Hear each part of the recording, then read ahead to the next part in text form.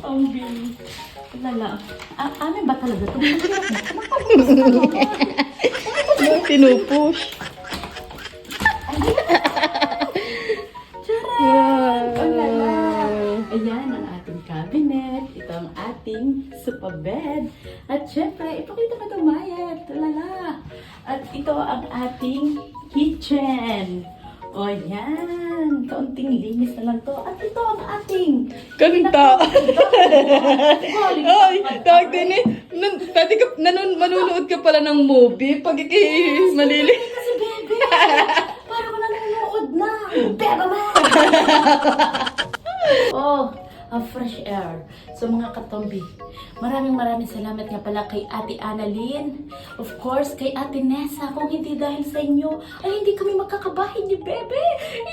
Dito na ho pa mabubuo ang aming baby. Ako, wala pa ang partner ko nagtatrabaho. Ayun lang, bye. Thank you for watching. Thank you, Mayet.